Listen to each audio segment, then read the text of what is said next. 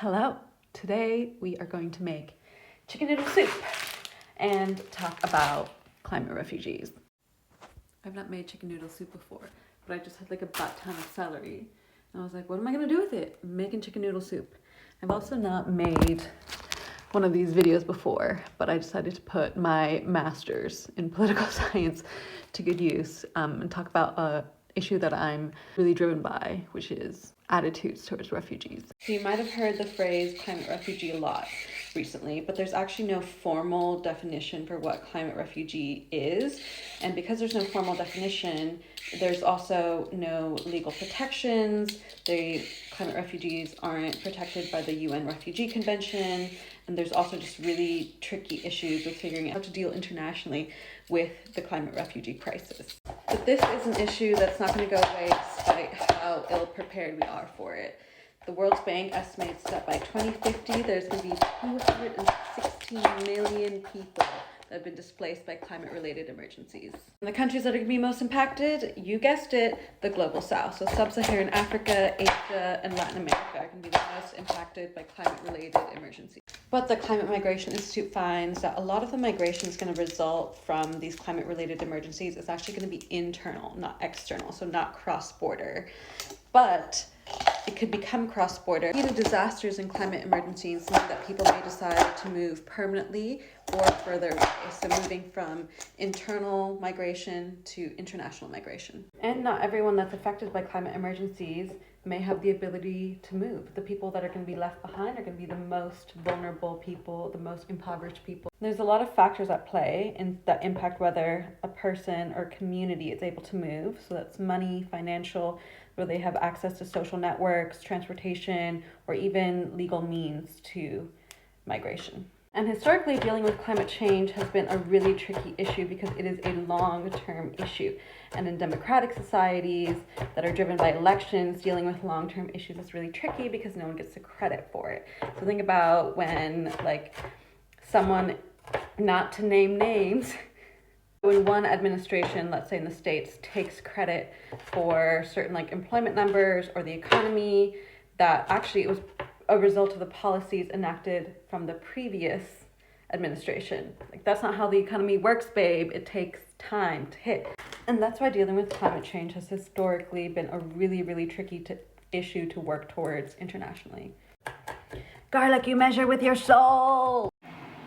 Bam. It's definitely burned my garlic, but let's just hope that gives it flavor.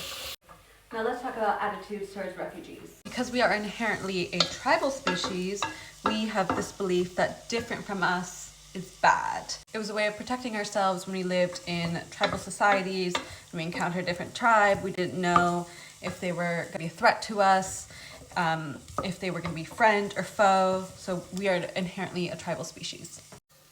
And politicians know this, and they use that as a way to create division and foster resentment, but that's a story for a different time. Bay leaf, what a flex. I actually don't even have bay leaf at home. I'm pet sitting, so this is someone else's house and I'm using their bay leaf, but I'm happy to have it. So being a tribal species means that we also form connections and bonds with people we think of as being in our community. So we form an in-group versus an out-group. So having an in-group means we create a psychological bond and a connection and a community with people within that in-group. And it differentiates us from everybody else. So it creates an us versus them mentality, an in-group versus an out-group. So these group distinctions are often made based on perceived differences in identity. So that can be race, ethnicity, religion, culture, language, anything.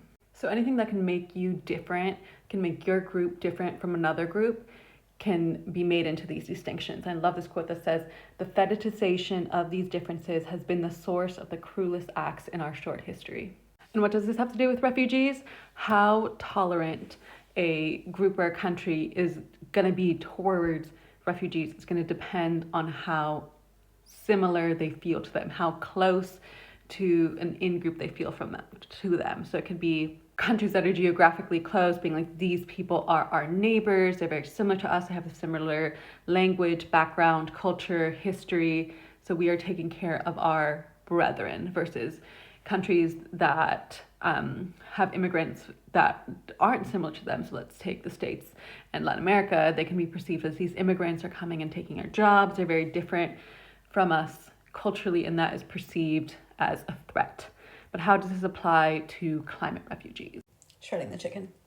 So while there's a lot of research on attitudes toward migrants in general, attitudes towards climate refugees is actually a new field of research. So this 2020 study found that people are more accepting of climate refugees in general, more than political refugees or economic refugees. And they're more likely to be tolerant when the number of climate refugees is low. But this 2022 study found that support for climate refugees didn't depend as much on the number of refugees, whether it was going to be at a capped number or whether the number was going to grow every year, but whether the climate refugees were internal climate refugees versus international. So they're going to be more supportive of people within their country that are escaping climate emergencies versus international climate refugees.